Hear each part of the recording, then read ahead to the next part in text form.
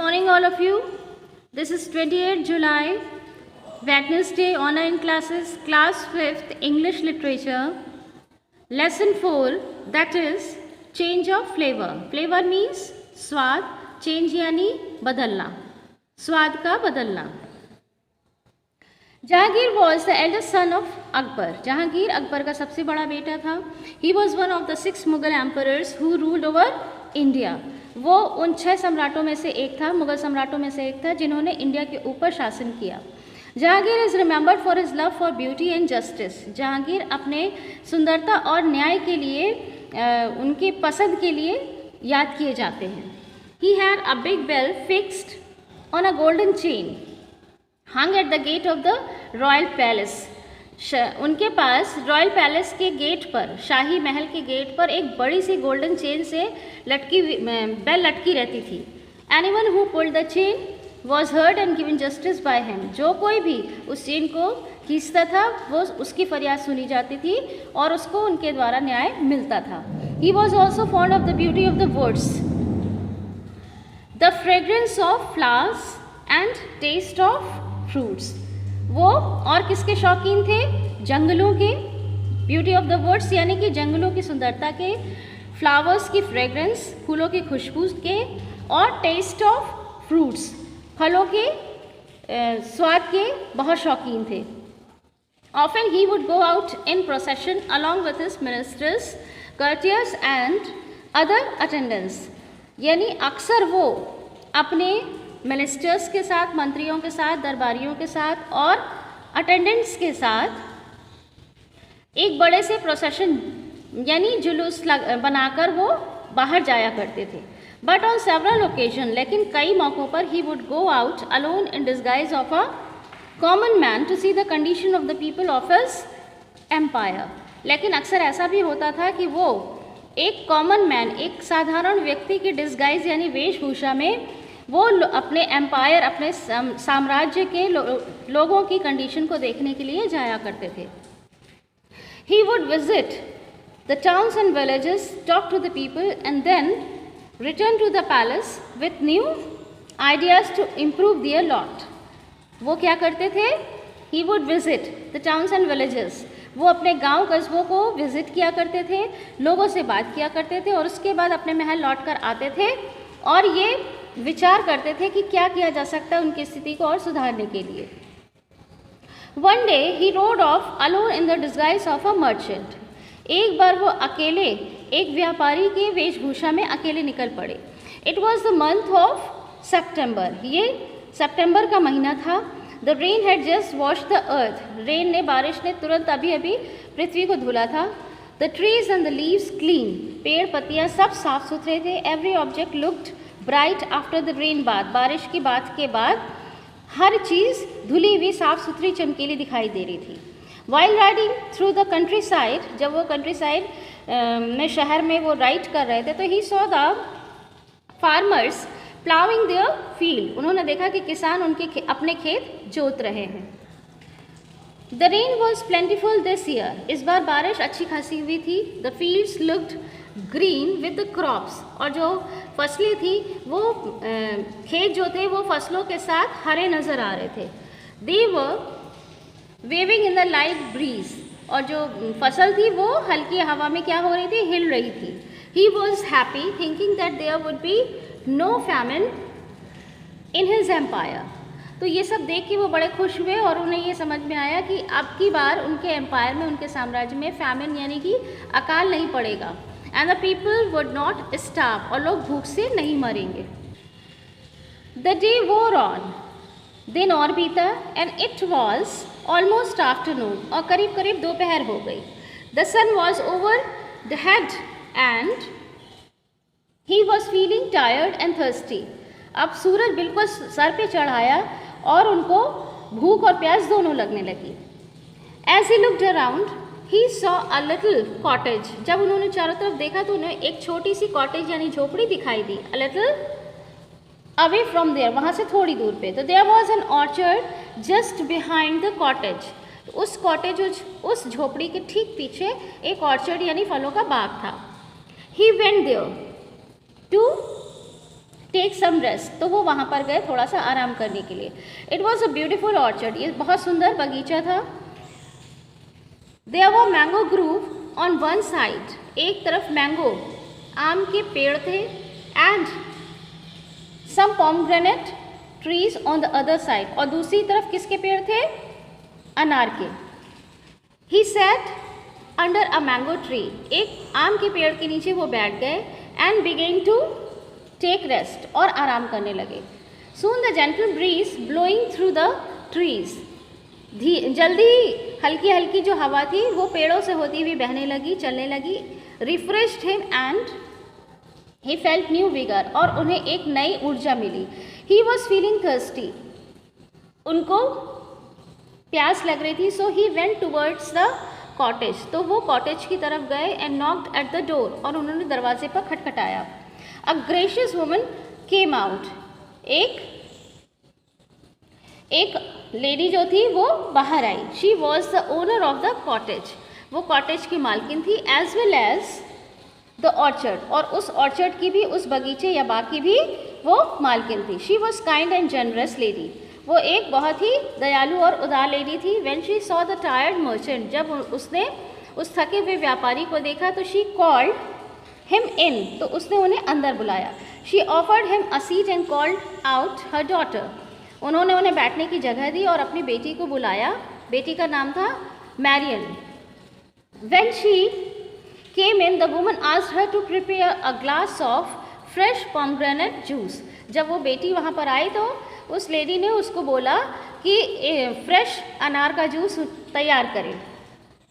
Marrion went to the orchard and plucked some fresh pomegranates, अब Marian जो है वो बाग की तरफ गई और उसने कुछ फ्रेश पोमग्रेनेट्स यानी फ्रेश अनार तोड़े।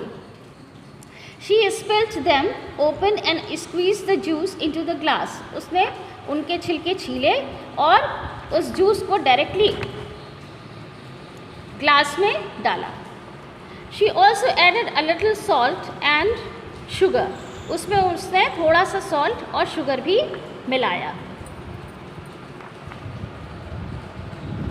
Then she floated a few green mint leaves on the surface of the juice, उसके बाद उसने कुछ पुदीने की पत्तियाँ उस जूस के ऊपर डाली।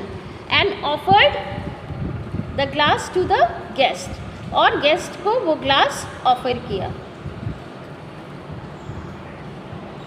The tired and thirsty emperor sipped the glass slowly, अब थका हुआ और प्यासा जो राजा था उसने उस ग्लास को धीरे धीरे पिया। He was pleased and his thirst was quenched, वो बहुत खुश हुआ और उसकी प्यास quenched यानी बुझ गई।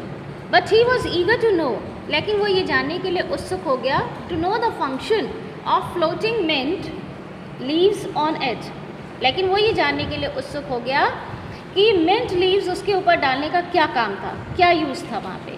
The juice was very sweet and tasty, he said, वो बोला कि ये जूस बहुत ही बढ़िया, बहुत मीठा और टेस्टी था। But what is the use of these mint leaves on it, लेकिन इन मिंट लीव्स यानी पुदीने की पत्तियों का इसमें क्या काम था।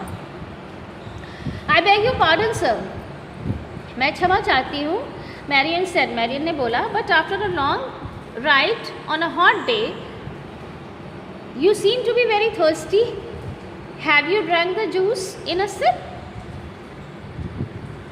उसने कहा कि एक लंबे राइड करने के बाद, इतने गर्म दिन में, इतने गर्म समय में, मौसम में आप एक लंबी राइड करके चले आ रहे हैं, तो you seem to be very thirsty, आप बहुत ही प्यासे लग रहे थे।